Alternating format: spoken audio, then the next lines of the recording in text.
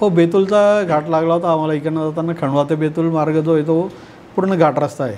बरं बरं बरं. जवळपास 100 किलोमीटरचा घाट आहे आणि रात्रही झाली होती आम्हाला घाटात. पूर्ण किर अंधार, वरती चांदण्यांची साथ आणि आमचा प्रवास. मागे पुढे एकही वाहन नाही.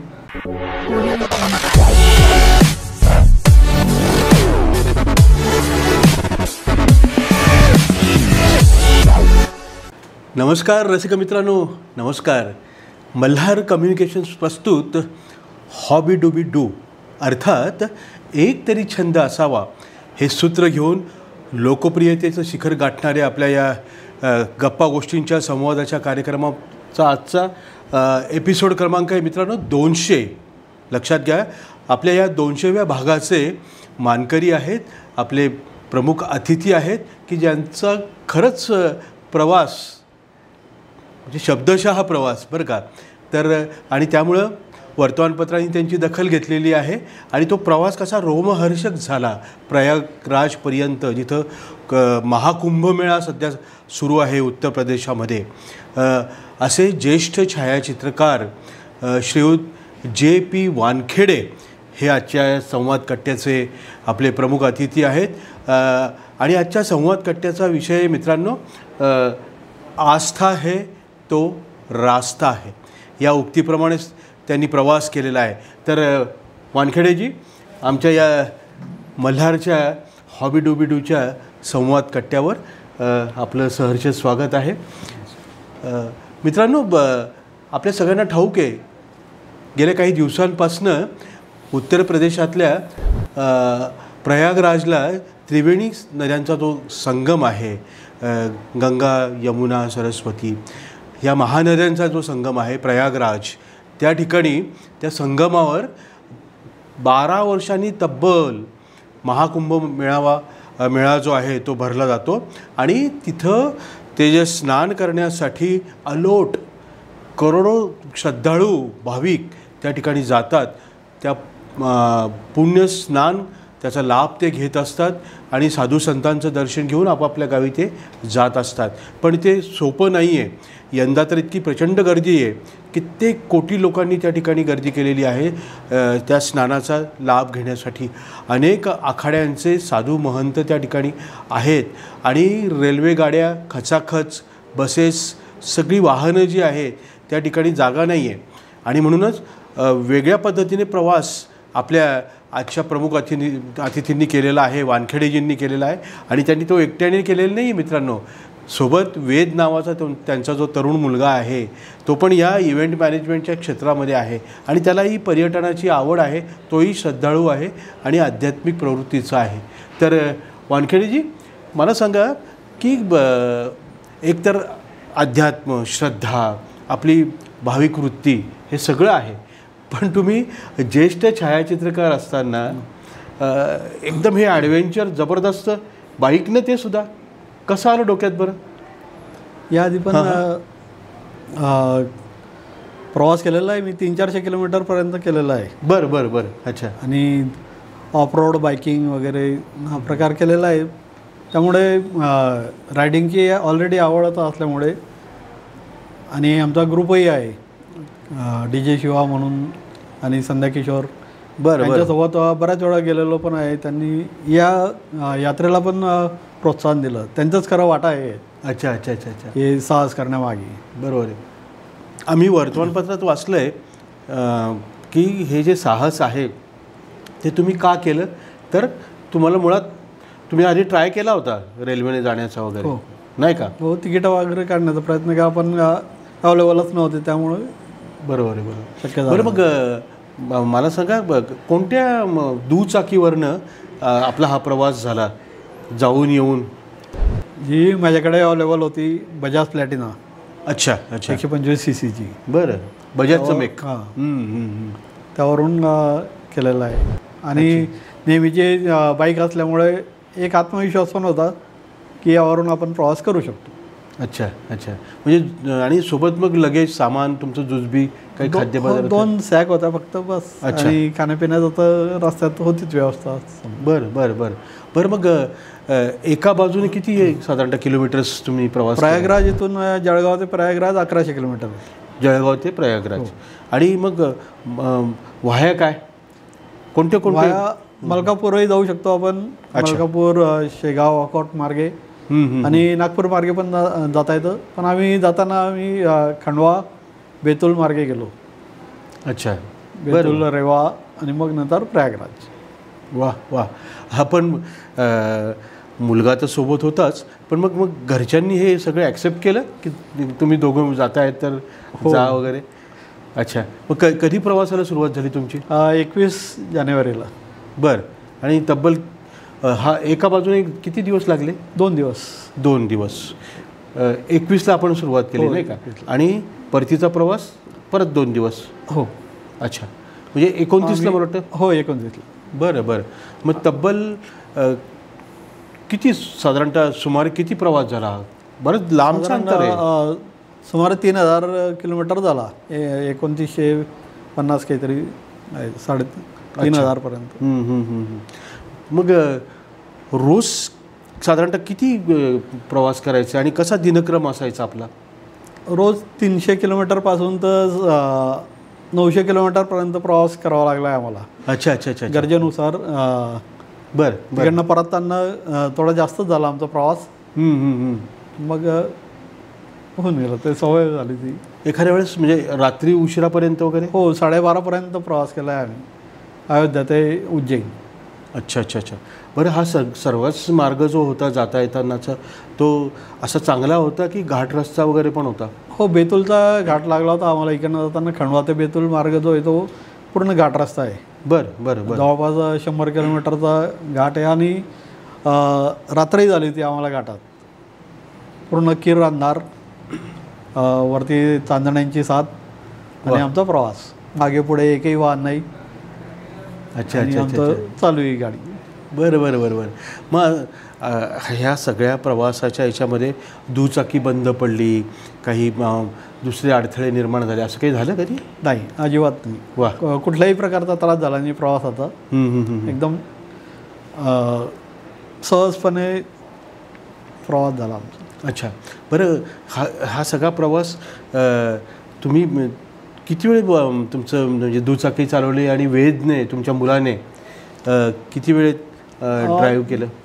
जवळपास 100-150 किलोमीटर जायचो आम्ही. मग नंतर ब्रेक घ्यायचो, नंतर वेद चालवायचा. अच्छा. आणि वेदचं पण सहकार्य असं होतं की तो गुगल मॅप वगैरेचं सहकार्य त्याचं लाभलं. तो मागून सारथी तो होता, मी फक्त बाईक रायडिंग केली. वा वा वा. पण मग एक वेगळं हे ॲडव्हेंचर आणि वेगळं समाधान असतं. हो, प्रश्नच नाही पोचल्यानंतर अगदी. बरं. मग तिथला अनुभव कसा होता आपल्याला?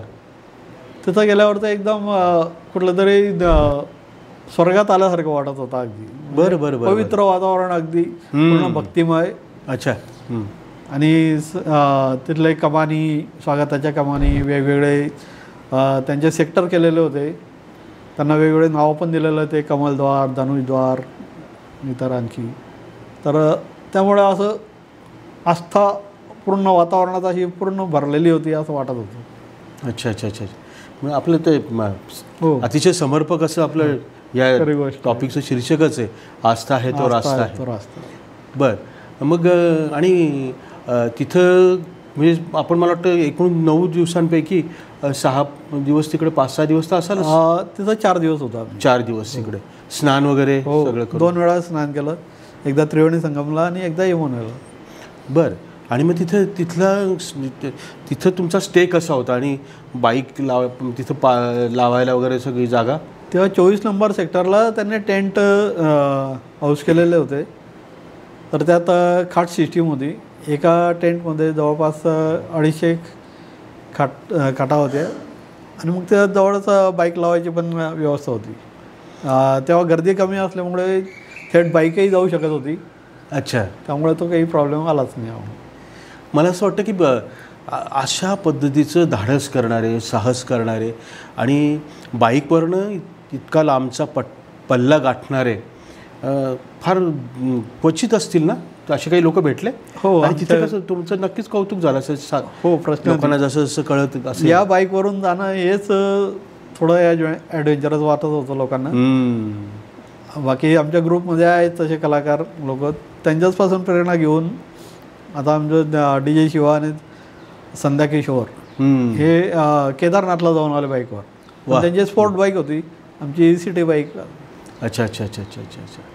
नाही नक्कीच आपल्यासमोर असं काहीतरी आदर्श लागतो किंवा काही लोकांनी असं त्यांचा अनुभवसुद्धा नक्कीच आपल्याला फार मार्गदर्शक ठरत असतो. हो, ते तर आहे. बरं, मग हे तिकडनं येतानाचा जो परतीचा प्रवास आहे तो कोणत्या मार्गावरनं झाला? आम्ही महाकुंभला 2 दिवस घालवल्यानंतर पुढे वाराणसीला गेलो. आता इथपर्यंत आलो ते, तर मग वाराणसी करून घेऊ. वाराणसीला 2 दिवस थांबलो. परत मग तिथून अयोध्येला गेलो. अयोध्येला पण खूप गर्दी होती. रामलल्लाचं दर्शन घेतलं. मग तिथून उज्जैनला असे आलो. बरं, अच्छा अच्छा अच्छा. बरं, हे दोन्ही बाजूचा प्रवास करताना इकडनं जाताना जळगाव ते प्रयागराज आणि तिकडनं प्रयागराज वाया वाराणसी वगैरे वगैरे असं सगळं करत करत ह्या आणि तिथला परत तिथला स्टे. हो. तर हे सगळ्या याच्यात काही अशा आपला नेहमीचा दिनक्रम एक छायाचित्रकार म्हणून असं सगळं साधारण आपलं लाईफ असतं. बरोबर. आणि तिथलं सगळंच वेगळं सगळं. तर काही आठवणी नक्कीच तुमच्या गाठीशी असतील. हो, नक्कीच आहेत. जरूर. आमच्या एक तर पूर्ण प्रवासच आमचा संस्मरणीय झालेला आहे. अगदी स्टार्ट टू एंड. म्हणजे 21ला सकाळी 9 वाजेपासून तर 29ला रात्री 9 वाजता इथं जळगावला पोहोचलो. हे सगळं आयुष्यभर लक्षात राहण्यासारखं आहे. कारण जाताना बेतुलचा घाट म्हणा, ते रात्री अनुभवलेलं तारांगण, तर शेती हिरवेगार शेती, असं पूर्ण आसमंत असं प्रसन्न आणि आल्हाददायक होतं. तर त्यामुळं मग आणि काशी आणि अयोध्याचा प्रश्नच नाही.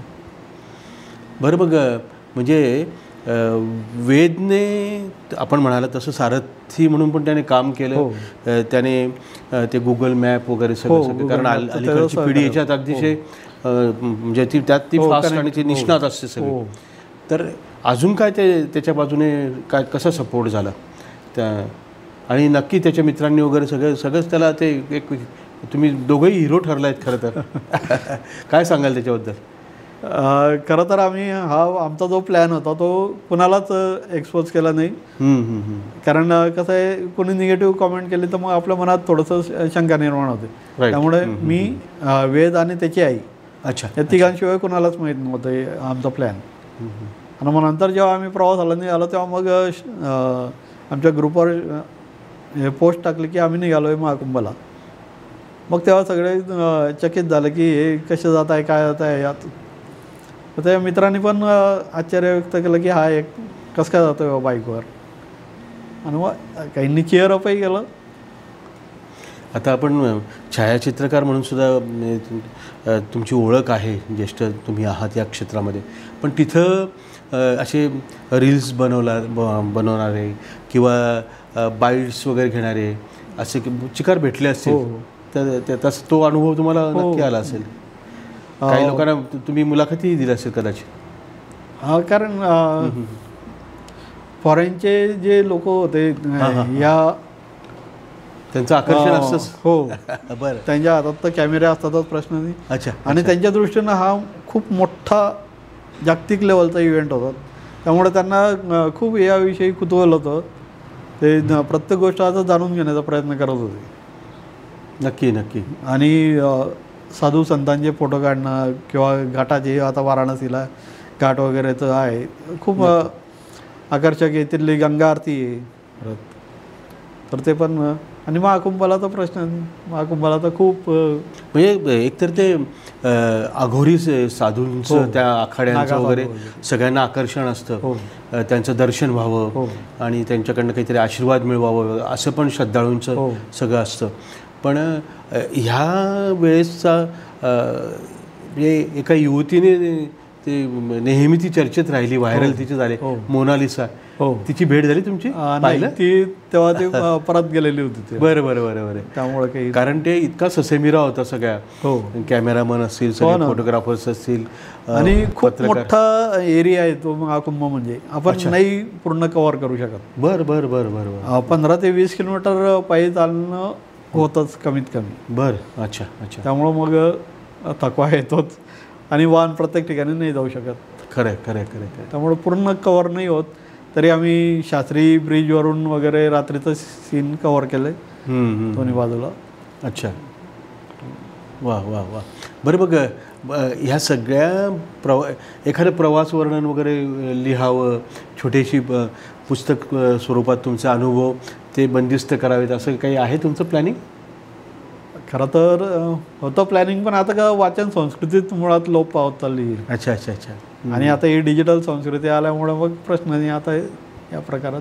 समाज माध्यमावर आणि वेदने केलेलं पण आहे, काही क्लिप्स वगैरे केलेलं, रील केलेलं आहे. बरं बरं बरं. त्याने ती बाजू सांभाळली.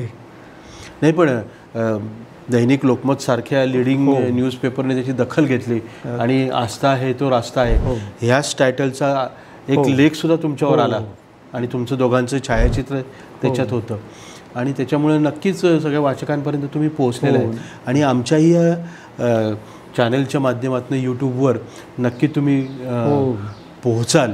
आणि तुमच्यापासून जशी तुम्ही संध्या किशोर आणि DJ शिवा म्हणजे किशोरच हा नेहमी साहसवीरच आहे. सतत सतत म्हणजे 365 दिवसांपैकी बरेच दिवस ते असेच ते साहस करत असतात, ॲडव्हेंचर करत असतात आणि ठिकठिकाणी भेटी देत असतात. तर ते ती जोडी प्रसिद्धच आहे त्या बाबतीत. तर नक्की तुमच्यापासून सुद्धा प्रेरणा आमचे मित्र घेतील. अजून काही तुमचे पुढचे काही संकल्प आहेत का की आपण इकडे जाऊयात तिकडे जाऊयात? आता तुम्हाला एक प्रकारचा कॉन्फिडन्स तुमच्यामध्ये आलेला असेल. हो, कॉन्फिडन्सचा प्रश्न नाही. पूर्ण प्रवासभर असं देवाची साथ असल्यासारखं आम्ही बिनधास्त चालत होतो. काहीच कुठल्या प्रकारची शंका नाही, कसलं काही नाही. आणि मग आता श्री शैलमला जायचा विचार आहे मल्लिकार्जुन बाईकवर. अच्छा अच्छा. बघू आता काय केव्हा शक्य होतं.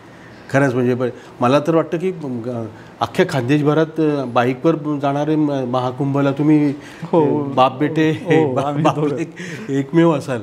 नक्कीच नक्कीच नक्कीच. आणि त्यामुळेच आम्ही सुद्धा ह्या सगळ्यातून म्हटलं दखल नक्कीच घेतली पाहिजे.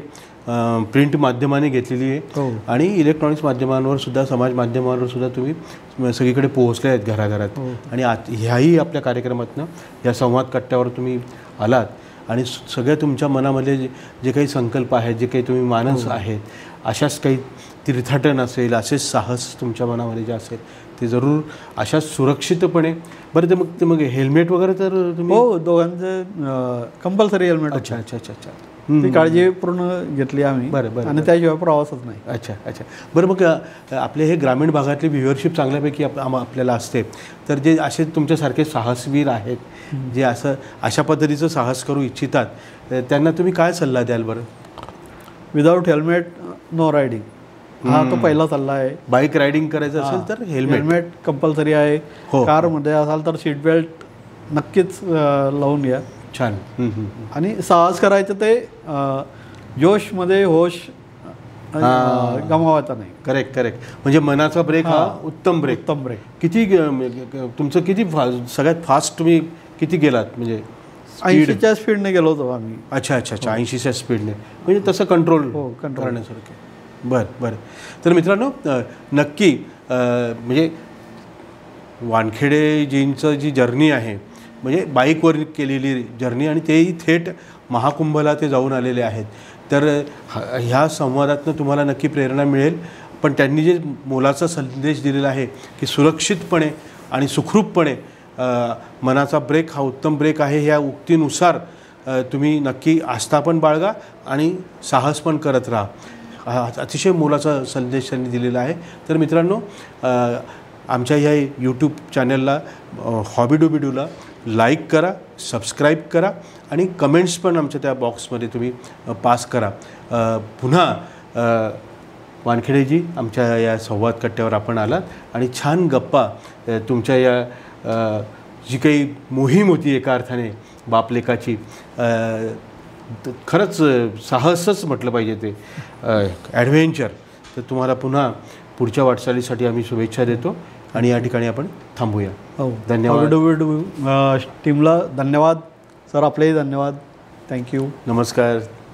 WW हे जे चॅनल आहे यामुळे एक छंद तरी असावा हे जे त्यांचं स्लोगन आहे हे सार्थकी लावण्यासाठी ते सतत प्रयत्न करत असतात आणि त्यामुळे समाजातल्या छंदिष्ट लोकांना यामुळे प्रोत्साहन मिळतं, त्यांना समोर आणण्याचं काम करतं हे चॅनल. त्यामुळे सगळ्यांनी याला लाईक करायला पाहिजे, शेअर करायला पाहिजे, सबस्क्राईब करायला पाहिजे आणि प्रोत्साहन द्यायला पाहिजे. यांनी मला बोलवलं त्याबद्दल या चॅनलचे धन्यवाद.